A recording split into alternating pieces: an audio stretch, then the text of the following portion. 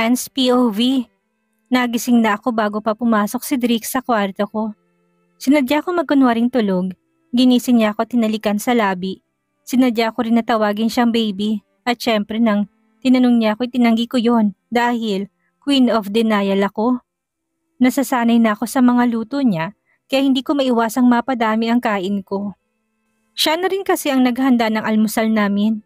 Maaga pa naman kaya naisipan kong yayain siyang magsimba. Hawak kaming pumasok sa loob ng simbahan. Habang nakikinig kami sa misa ay hindi ko maiwasan titigan siya. Hindi ko maiwasan tanungin ang sarili ko. Ano pa bang hinihintay ko mula sa lalaking ito? Nakikita ko sa lahat ng gawa at kilos niya na mahal niya ako. Ramdam ko yon at alam kong totoo ito sa akin. Siguro oras na para siya naman ang pasayahin ko. Ginagawa niya lahat sa akin. Bakit hindi ko rin gawin ang magpasaya sa kanya? Hinintay ko talaga na dumako sa Peace Be With You para sagutin siya. Buo ng loob ko sa kanya at sasagutin ko na siya. Hinalikan niyang noo ko. Langga, peace be with you. Aniya sa akin. Hinawakan kong kami niya at lumapit ako sa kanya. Peace be with you, baby. I love you. Nilambing ko din ang pagkakasabi ko sa kanya. Nakita kong gulat sa mukha niya. Nautal pa itong tawagin ako ng langga. Sinasagot na kita, baby. Bulong ko sa kanya pero mukhang hindi ito makapaniwala dahil nagtanong pa ito ulit sa akin. For real, langga? Tumango ako't ngumiti sa kanya bilang sagot. Yes, I love you, langga. Napalakas ang sigaw nito kaya nagsilingon sa amin ang mga tao. Shh! Sabi ng mga ito sa kanya habang ako ay tinakpan ng kamay ko ang mukha ko dahil nahihiya ako. Humingi naman ito ng pasensya kaya napangiti ako dahil napakabait niya talaga. I'm so happy, langga. Thank you. Bulong niya sa akin. Ako rin po, baby. Behave ka muna, baby. Nasa simbahan tayo. Pabulong ko rin nasabi sa kanya. Sumang-ayon naman ito sa akin. Pagkatapos ng misa ay hawak kaming lumabas sa simbahan. Uuwi na sana kami nang makita kong tindahan ng bibingka. Bigla ako natakam kaya hinila ko siya papunta sa tindahan nito. Langga, where are you going? Tanong nito sa akin. Saglit lang, baby. Bibili lang ako ng bibingka. Sagot ko sa kanya. You want bibingka? Stay here, langga. Ako nang bibili. Madaming tao kaya hintayin mo na lang ako dito. Nakangiting bulalas niya sa akin. Okay, baby. Ibili mo ako ng 10 piraso, ha? Paalala ko sa kanya. What? 10? Pasalubong ba natin yon kay inay? Tanong niya sa akin. Hindi po, baby. Sa akin lang po yon. Ibili mo ng hiwalay si inay. Sagot ko sa kanya. Okay, langga, pero gutom ka ba? Tanong niya sa akin. Opo, kanina pa. Okay, sige, dito ka lang, langga. Umalis na ito para pumila sa bilihan ng bibingka. Medyo naiinis pa ako dahil ang daming papansin ng mga babae. Hinintay ko na lang siya sa ilalim ng puno ng may upuan.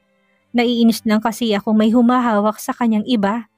Ilang saglit lang ay bumalik na siya dala ang bibingka. Let's go na, langga. Pagyayaya niya sa akin at ako naman ay kumapit sa braso niya. Pinagbuksan niya ako ng pinto ng kotse. Pagkaupo ko pa lang ay naamoy ko na ang mabangong amoy ng bibingka. Binuksan ko ito't nagsimulang kumain. Sa sobrang enjoy ko sa kinakain ko ay hindi ko na malaya na naka 8 piraso na pala ako. Langga, dahan-dahan lang. Marami ang binili ko. Bakit ba? Chill lang naman ako ah. Sagot ko sa kanya. Chill ka sa lagay na yan. Ang bilis mo kasing kumain. Baka mamaya hindi ka matunawan. Hindi ito makapaniwala sa naging sagot ko sa kanya. Alam mo, mag-drive ka na lang dyan. Huwag mo ko intindihin dahil okay lang ako. Sagot ko sa kanya. Okay lang ga. Malambing pa rin na sagot ni Drake sa akin. Medyo nakonsensya ako sa pagtataray ko kaya tinapat kong bibingka sa bibig niya. Baby, gusto mo? Tanong ko sa kanya. Sa'yo na lang langga. Okay lang ako. Thank you sa pagbili ng bibingka, baby. Malambing na sabi ko sa kanya. You're welcome, langga. Sagot niya habang hinahalikan ng kamay ko. Pwede mo ba akong idaan sa grocery? Mamimili lang ako ng mga stocks ni inay. Pwede ka namang umalis kung meron kang lakalakarin. Saad ko sa kanya. Okay lang ba na idaan kita, langga? May pupuntahan pa kasi ako pero babalikan kita maya-maya. Okay po. Nakangiting sagot ko sa kanya. Nakarating kami sa grocery store at umalis din siya kaagad. Gusto pa niyang iwan sa akin ang card niya para gamitin kong pambayad. Pero hindi ko to kinuha. Ayaw kong siyang magbayad ng mga pinamili ko. Dahil may sarili naman akong pera. Pumasok na ako sa loob ng grocery para magsimulang mamili ng mga kailangan sa bahay. Kinuha ko lahat ng kailangan sa bahay. Nang matapos ako ay pumila na ako sa counter at nang makapagbayad ako, ay tinulungan ako ng empleyado doon. Sila lang nagtulak ng mga cart papunta sa labas.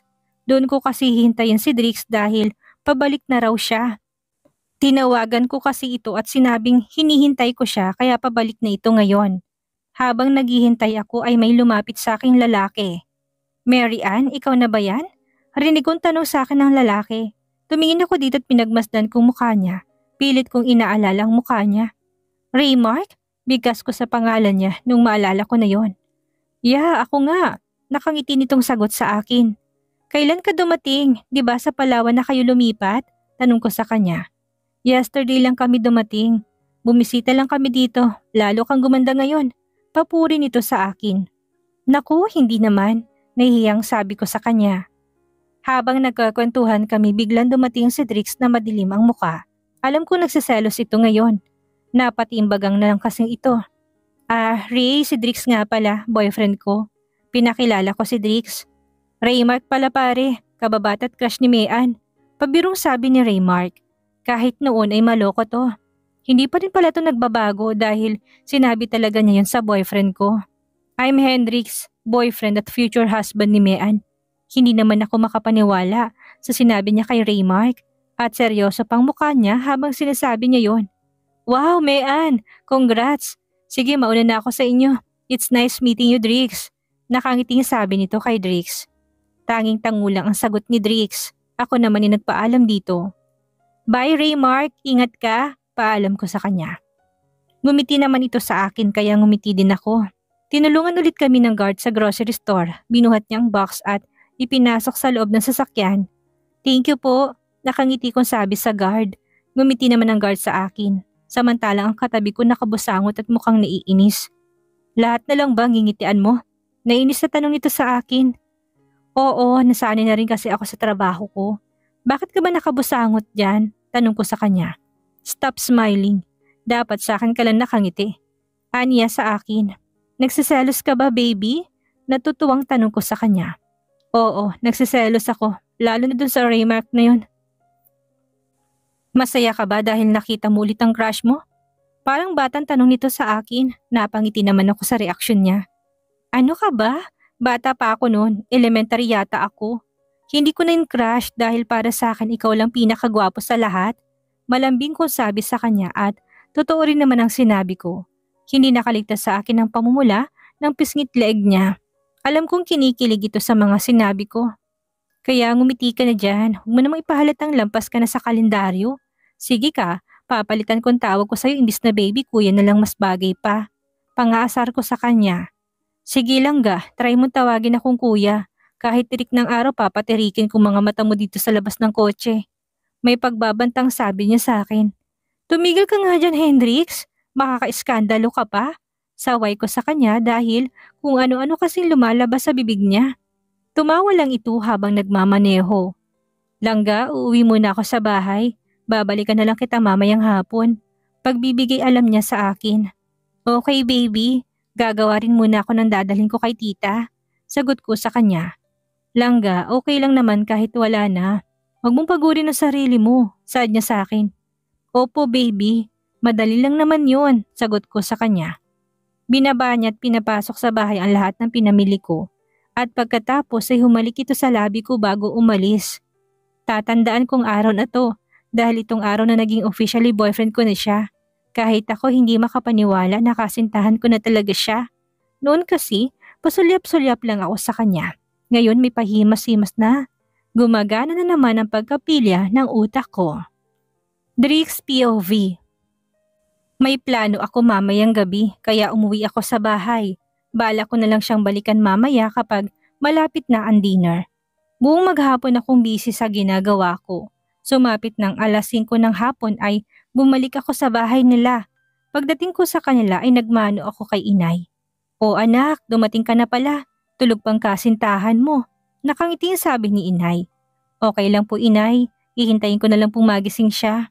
Nakangiting sagot ko kay inay.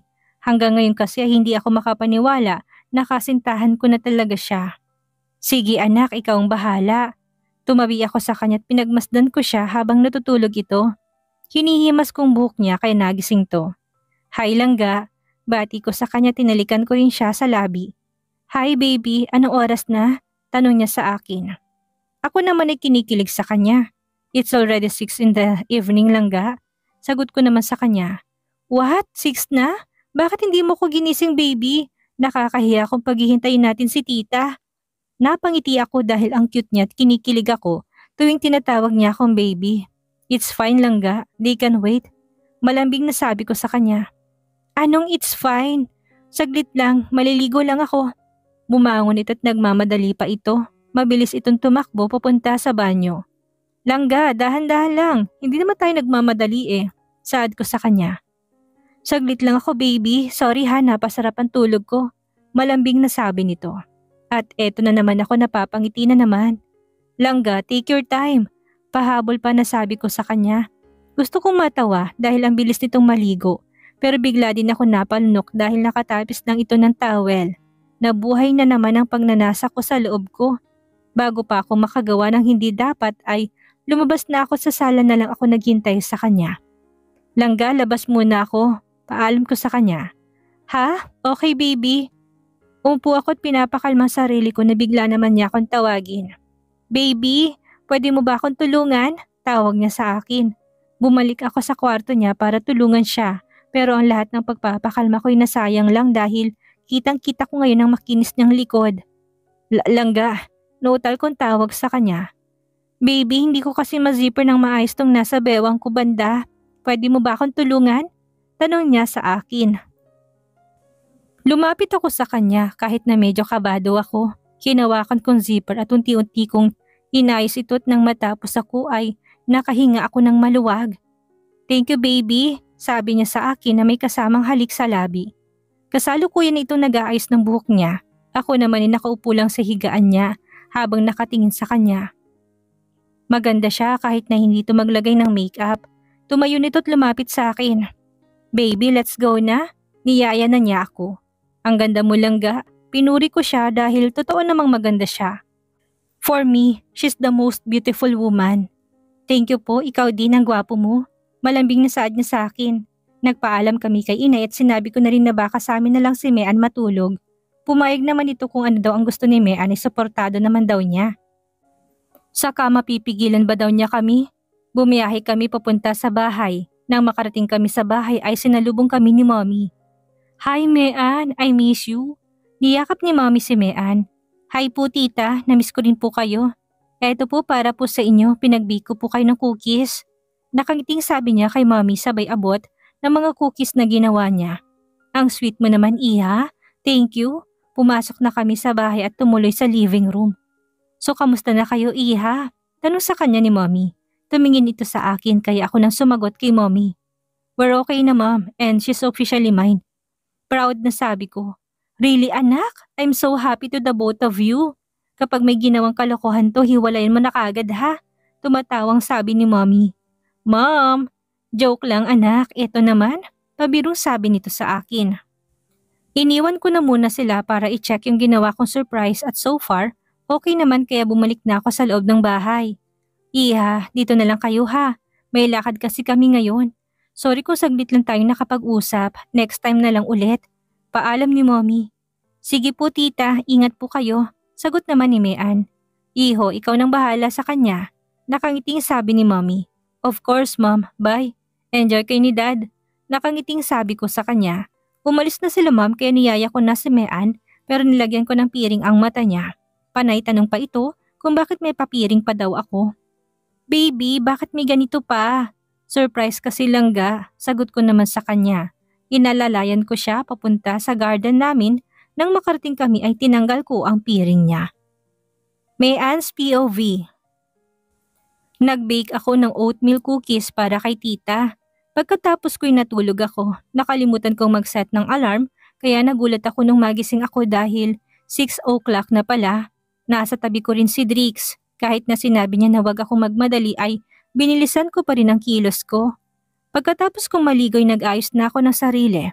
Sinuot kong damit ko pero nahirapan akong i-zipper sa bandang bewang ko kaya tinawag ko si Drix. Lumabas kasi ito noong makita niyang nakatawel lang ako. Alam ko namang umiiwas lang siya dahil baka ano na naman ang magawa namin. Pumasok naman siya at inayos ang zipper ng damit ko. Ramdam ko siya sa likuran ko pero hindi ko siya pinuna dahil alam kong sa susunod na mangyayari ko sakaling gagawin ko yon. Hindi na ako naglagay ng makeup. Matapos kong mag-ayos ay umalis na kami. Pagkarating namin ay sinalubong kami ng mami niya. Nagkwentuhan kami ng kaunti dahil may lakad daw sila. At nang makaalis ang parents niya ay niyaya niya akong pumunta habang may nakalagay na piring sa mga mata ko. Inalalayan niya ako hanggang makarating kami sa sinasabi niyang surprise. Tinanggal niya ang piring ko. Nang idilat ko mga mata ko'y bumungad sa akin ang garden nila. Sobrang maliwanag nito at may mga paru-parong nagsisiliparan. May table din sa gitna. Ang ganda, sobrang ganda para ako nasa fairy tale garden. Wow! Hindi ko mapigilan sarili kong mamangha. Niyakap ko siya at tinalikan ko siya sa labi. Thank you baby, ang ganda sobra, nakangiting sabi ko. I love you Langga, this is our first day, kaya gusto ko special. Sabi niya sa akin, I love you too baby. Puro na pagmamahal na sabi ko sa kanya. At muling naglapat ang mga labi namin. Pinagsaluhan namin ang isang halik na puno ng pagmamahal. Hinila niya ako pupunta sa mesang nasa gitna. May background music din. Kaya napaka-romantic ng buong paligid. Inaya niya akong sumayaw. Sumayaw kami't niyakap ko siya. Hindi ko maiwasang umiyak dahil grabing effort na binibigay niya sa akin. Pati sa mga paborito ko'y talagang inaalam pa niya. Hash Langga, bakit ka umiiyak? Tanong niya sa akin. Sobrang saya ng puso ko kaya tumingkayad ako para halikan siya. Pinaramdam ko sa pamamagitan ng halikan lahat ng nararamdaman ko para sa kanya. Tinugon din niya ito. Bumitaw kami't ngumiti sa isa't isa. Nagsimula na din kaming kumain. Kinuha kong phone niya para yun ang gamitin dahil maganda ang camera nito. Baby picture tayo. Okay Langga. Sagot niya sa akin. Tinapat kong camera sa aming dalawa. Merong kuha na nakayakap siya sa akin. Ganon din ako sa kanya. Sa mga sumunod na shot ay hinalikan niya ang pisngi ko. Kinuha niya sa akin ng phone at tinawag niya ako saktong paglingon ko'y nag-click ang camera niya.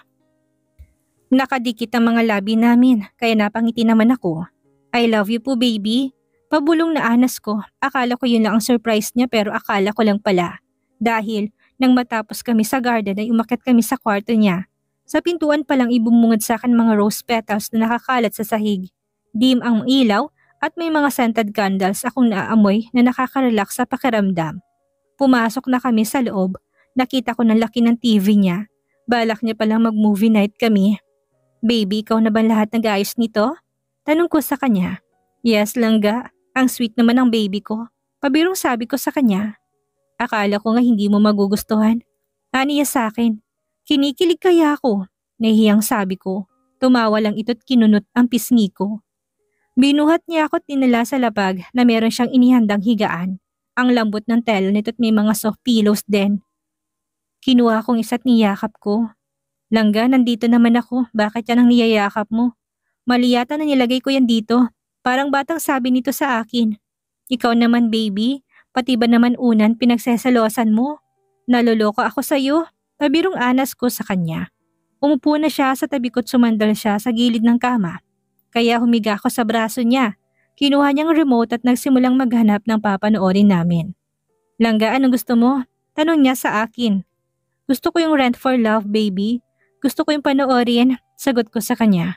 Are you sure Langga? Nag-aalangan niyang tanong sa akin. Oo naman baby, hindi na ako bata para hindi yun panoorin. Ang ganda kaya nun si Casey ang director nun. Dagdag ko pang sabi.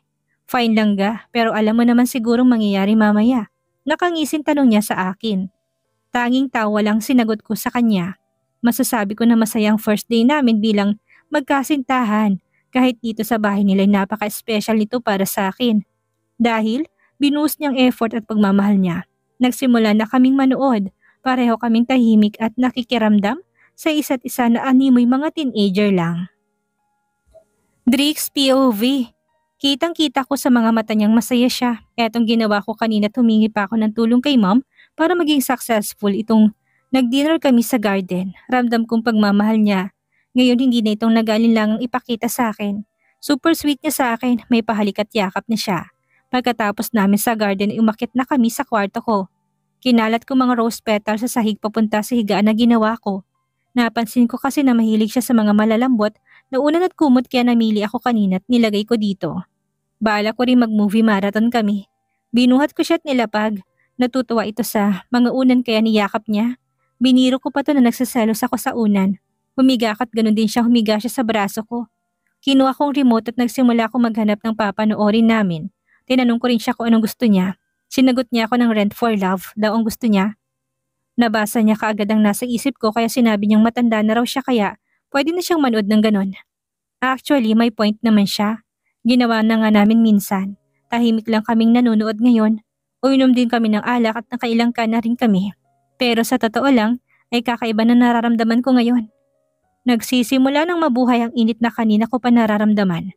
Malakas ang aircon pero hindi nito kayang ang nararamdaman kong init ngayon. Hindi ko alam kung dala ba ito ng alak o sadyang nagiinit na ako. Niyakap niya ako ng mahigpit. Ako naman ay panihalik sa buhok niya. Nilalaro niyang abs ko at pinipindot-pindot niya to. Nasa part na kami ng pinapanood namin na nagsisimula ng mainit na tagpo ng mga bida. Aminado na ako na this time, naapektuhan na ako. Umalis ito at umupo siya sa tabi ko. Ilang sandali pa umupo na ito sa lap ko. Nagtagpong mga mata namin. Ang ganda talaga ng mga mata niya. Kahit na medyo madilim sa silid ko'y malinaw ko siyang nakikita dahil na rin sa refleksyon ng ilaw na nagmumula sa screen. Lumapit ako sa kanya at sinimulan ko siyang halikan. You're so beautiful, Langga. Papuri ko sa kanya. Thank you, baby. Ikaw din napakagwapo mo. Nakangiting sabi niya sa akin. Siniil ko siya ng isang mapusok na halik. Baby, nailak mo bang pinto? Baka may pumasok. Nautal na tanong niya sa akin. Of course, Langga. Ayaw ko na storbo. Nakangiting sagot ko sa kanya. Baby, ang laki talaga ng kaibigan mo. Namamangang sabi niya sa akin. I'll take that as a compliment. Nakangiti kong sabi sa kanya. Ginawa namin ang lahat ng posisyon sa bawat parte ng kwarto ko. Ang movie marathon namin ay nauwi sa Ungulan Marathon. Hindi ko rin mabilang kung nakailang rounds kami. Bastang alam ko sinulit kong buong gabi sa piling niya. Alam ko na may hirapan na naman siya bukas pero aalagaan ko na lang siya. Hirap pigilan kapag nasa malapit lang siya. Kung hindi niya ako inawat ay malamang hanggang ngayon hindi pa rin kami tapos sa Ungulan Marathon namin. I love you, Langga. Hinalikan kong labi niya bago ko ipinikit ang mga mata ko. This is the best night ever. One of our hot and steamy night as a lover. May Anne's POV. Tanghali na akong nagising, naidilat ko mga mata ko'y mukha niya kaagad ang bumungad sa akin. Niyakap ko siya at pinagmasdan kong gwapo niyang mukha. Nagising ito't niyakap din ako ng mahigpit. Pareho kaming nakahubad, kaya ramdam kong init na nagmumula sa katawan niya. Good morning, Langga. Tanghali na, baby, parang nahiya akong lumabas. Saad ko sa kanya. Pwede naman tayong hindi lumabas, Langga. May flight pa ako mamaya, baby. Sagot ko sa kanya. Ihahatid kita mamaya, Langga, pero bukas pa ako babalik. May kailangan lang akong gawin kaya siguro mga gabi na ang balik ko. Okay po, baby. Sagot ko sa kanya. Bumangon na kami at sabay kaming naligo. Pero hindi lang ligo nangyari dahil humirit pa to ng 2 rounds. Kaya natagalan kami sa CR. Pasalamat din ako dahil wala ng parents niya sa bahay nila dahil kung nagkataon, hiyang-hiya ako. Kung naririnig lang siguro ang mga sigaw ko kagabi malamang, wala na akong mukhang maihaharap sa kanila. Pasalamat talaga ako dahil soundproof ang kwarto niya. Hinatid niya ako sa bahay. Inayos ko din ang mga dadalhin ko pabalik sa Manila. Sumapit ang hapon ay tumawag ako sa kanya para sabihin pupunta na ako sa airport. Buong biyahe pakiramdam ko inaantok ako. Naging maayos naman ang flight ko. Kaya umuwi ka agad ako. Nakasabay ko sa elevator si Trisha. Hindi ko siya binati dahil alam ko na ayaw niya sa akin. Ikaw pala, Mayan. Ano bang gusto mo para layuan mo si Drix? Bigla niyang anas sa akin. Kumunot ang noo ko sa sinabi niya so hindi pa sila nag-uusap. Wala akong gusto, Trisha. At bakit ko lalayuan boyfriend ko yon. Nginitian ko siya habang sinasabi ko sa kanya na boyfriend ko si Drix. You're a liar! Paano kanya naging girlfriend? Pasigaw na tanong niya sa akin. Niligawan niya ako tapos sinagot ko siya. Kalmadong sagot ko sa kanya. Hindi mo ako maloloko, Mayan. Nainis na sabi niya sa akin. Bahala ka kung ayaw mong maniwala. Pwede mo itanong kay Drix. Lumabas na ako ng elevator at naglakad papunta sa unit ko. You really think mahal ka talaga niya? Pahabol na tanong niya sa akin. Wala ka na doon kung mahal niya ako o hindi. Ang mas gawin mo ngayon, Trisha, ay kung paano mag-move on. Pumasok na ako sa unit ko dahil ayaw ko makipag-away sa kanya. Pagod na pagod ako at inaantok pa. Kahit ganun si Trisha, hindi ko maiwasang maawa sa kanya.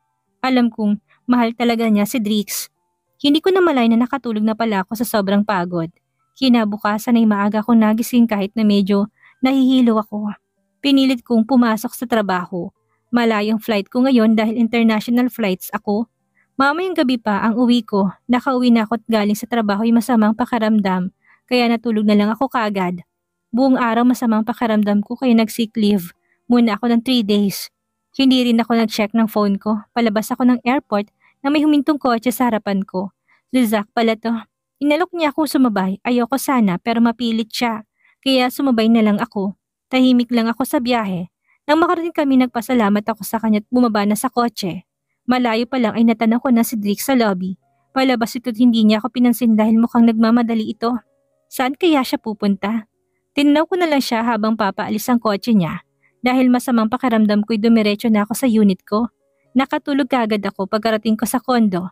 Sumapit ang umaga pero walang bakas ni Drix ang nagpakita sa akin. Nahihilo na naman ako pagising. Pero bigla akong natakam sa sapin-sapin kaya lumabas ako para maghanap. Minsan kasi naalala ko may dumadaan na naglala ako ng ganon. Tumambay ako sa labas at may malaking puno doon. Sa labas kaya doon ako umupo sa gilid. Sakto naman na may dumaan kaya bumili ako ng pauwi na ako. Ay natanong kong kotse ni Drix. Tumigil ako saglit sa paglalakad. Nakita kong bumaba siya at nakita ko rin binuhat niya si Trisha. Kaya ba hindi siya umuwi dahil kasama niya si Trisha? May munting kirot akong naramdaman. Mabuti na lang naka-hoodie ako. Kaya naglakad ako at sumunod sa kanila. Tahimik lang ako nakasunod sa kanila. Si Trisha ay masayang nakikipagkwentuhan kay Drix. Nakikinig ko rin ng tawa nito. Paminsan-minsan. Nakayuko lang ako, lumabas ako sa floor unit ni Chelsea. Bala ko kasing doon muna tumambay habang nagpapahupa ako ng nararamdaman ko. Hindi ako pwedeng mag-react na lang dahil nakita ko na may dinadamdam si Trisha. Nag-enjoy naman ako sa sapin-sapin na binili ko at naubos kong lahat. Wala si Chelsea kaya ako lang mag-isa ngayon sa unit niya. Panay-check din ako ng phone ko at baka sakaling tumawag si Drix pero wala pa rin. After 2 hours ay bumalik na ako sa unit ko. Tanghali na pero inaantok na naman ako at wala pa rin siya. Doon na ako nakaramdam ng lungkot. Drake's POV. Kararating ko lang sa kondo ko nang makatanggap ako ng tawag na nasa ospital daw si Trisha.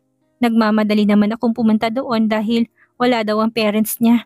Nawala sa isip ko na tawagan si Mean.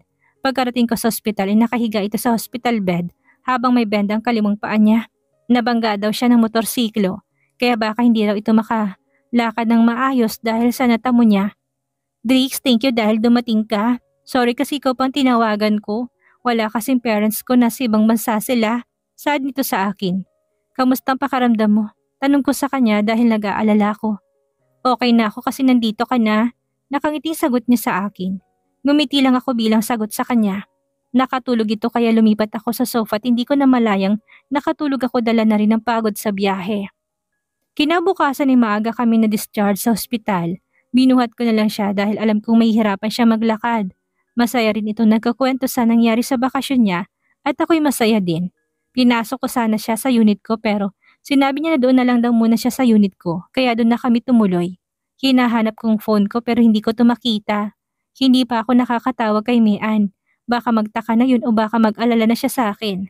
Lalabas sana ako bigla akong tinawag ni Trisha para tulungan siyang pumunta sa CR. Hindi ko rin siya maiwan dahil kapag may kailangan siya walang tutulong sa kanya. Para ko na siyang kapatid. Hapon at mabutit nakatulog ito kaya lumabas ako para pumunta sa unit ni Mean. Nakita ko na rin ang phone ko. Pagpasok ko'y nakita ko sa living room ang maleta niya. Kaya alam ko nandito siya. Pumasok ako sa kwarto niya, nakita ko siya natutulog. Lumapit ako, tinalikan ko siya sa labi. Gumalaw ito't ningilat ang mga mata niya. Drix, mahinang sabit niya sa pangalan ko. Sorry lang ga kung hindi ako nakatawag sa'yo. Kanina ko pa hinahanap ang phone ko, hindi ko makita. Ngayon ko lang ito nahanap. Paliwanag ko sa kanya. Kamusta si Trisha? Tanong niya sa akin. Nagtaka naman ako kung paano niya nalaman. Dahil wala naman akong sinasabi sa kanya at hindi pa kami nag-uusap. Paano mo nalaman lang ga? Tanong niya sa akin. Nakita kasi kita kanina, binuhat mo siya. Sagot niya sa akin at kitang-kita ko sa mata niyang lungkot. I'm really sorry lang ga. Hindi ko kasi siya maiwan dahil nagka-injury ang isa niyang paa. Nasagasaan kasi siya ng motor. Wala rin kasing parents niya. Kaya walang mag-aalaga sa kanya. Ganun ba? Okay lang, naintindihan ko. Sige na, puntahan mo na siya at baka kailangan ka niya. Nakangiting sabi niya sa akin. Tumayo ito't pumasok sa banyo. Ilang minuto nang lumipas pero hindi ito lumalabas. Bigla namang nagring ang phone ko. Hello Drix, where are you? Tanong sa akin ni Trisha sa kabilang linya. Hello Trisha, nandito ako kay Mean. Bakit ka napatawag? May kailangan ka ba? Tanong ko sa kanya. Meron sana Drix, gusto ko sanang pumunta sa banyo. Pwede mo ba akong puntahan saglit para tulungan ako? Sige Trisha, pabalik na ako dyan. Sagot ko sa kanya. Lumapit ako sa pintuan ng banyo. Alam ko nagtatampo ito at ramdam ko yon. Kakausapin ko na lang siya mamaya pagbalik ko. Langga, I need to go back. Babalik ako mamaya. I love you. Kausap ko sa kanya. Okay. Yun lang ang sagot niya sa akin. Nagring ulit ang phone ko at si Trisha ulit ang tumatawag. Kaya bumalik na kagad ako sa unit ko. Ano ang gagawin ni Mean ngayon tila gumigit na si Trisha sa relasyon nila ni Drix? Paano ito makakaapekto sa kanila? Ano ang gagawin ni Trisha para makuha ang lalaking gusto niya? Yan ang ating aalamin sa susunod nating kabanata.